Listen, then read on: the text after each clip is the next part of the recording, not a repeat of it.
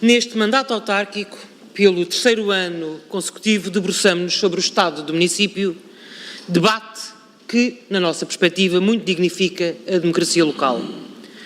O Partido Socialista optou por dividir a sua análise em dois momentos. Um primeiro momento, em que analisamos as políticas públicas que, em nossa perspectiva, são necessários novos impulsos, e imperioso também o desenvolvimento de novos desenhos e de novas soluções, e num segundo momento em que nos debruçamos sobre os impulsos dados pela participação política do PS neste Executivo. Esta primeira intervenção tem por base o discurso do Sr. Presidente da Câmara no dia 7 de junho, data em que é por Vossa Excelência analisada a evolução do Conselho, pois, como nos disse, cabe a quem lidera perceber de que lado sopra o vento para poder saber cumprir o contrato sustentável para as gerações.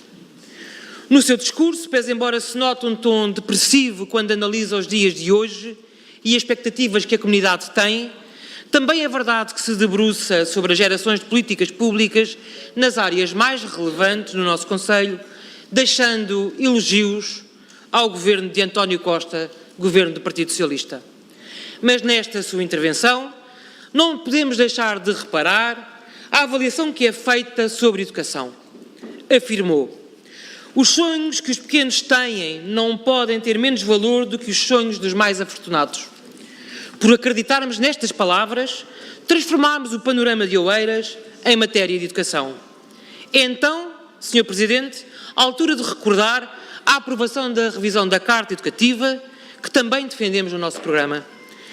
Na análise deste documento, obtivemos o compromisso por parte do Executivo, por escrito, de encetar um novo processo de reapreciação com base na análise dos dados e tendências emergentes dos censos de 2021, no cruzamento dessa análise com os instrumentos e dinâmicas de planeamento do território. Sr. Presidente, a primeira questão que lhe queremos então colocar é de saber em que ponto está, um ano e meio passados, o compromisso assumido de iniciar esta reapreciação da Carta Educativa, em especial porque mantemos a nossa preocupação com a necessidade de avaliar a escola para Barcarena e também a necessidade de monitorizar as alterações propostas para Outorela. Passemos a outro tema, também muito caro para nós, Partido Socialista: planeamento de território e mobilidade. Se é verdade que o seu discurso classifica o território de Oeiras como de inovação, de risco e de ruptura, também nos diz que se prevê a construção de 2.000 casas novas num investimento total de 400 milhões de euros. E que este investimento só é possível por existir um território organizado, planeado, infraestruturado. E sem esse planeamento não seria possível atrair as empresas que estão sediadas no Conselho.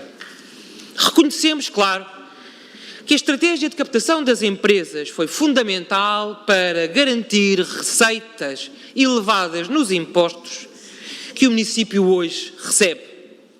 Reconhecemos, claro, que foi o impacto destas empresas no território que nos alavancou como Conselho para um território que gera riqueza e que se pontua como um dos concelhos mais relevantes no nosso país.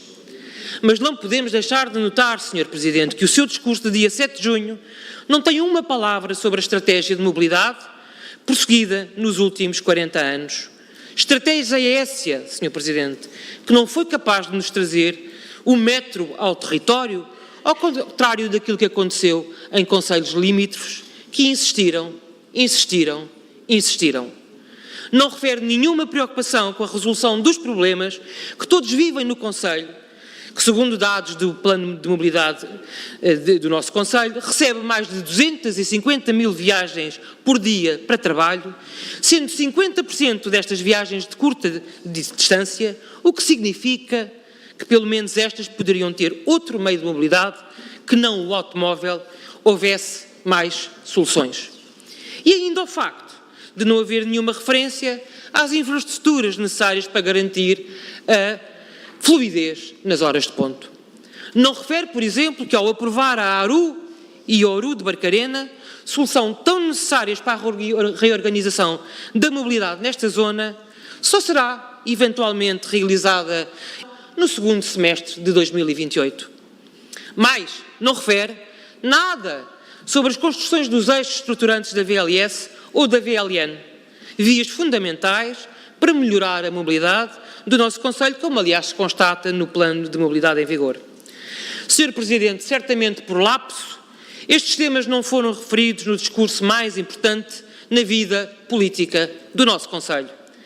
Aproveitamos então este momento para questionar sobre o ponto de situação da VLS e da VLN, bem como da avaliação que Vossa Excelência faz sobre a integração deste município nos transportes metropolitanos de Lisboa, deixando a nota de que vamos solicitar um debate potestativo sobre este tema já para o próximo mês. Muito obrigada.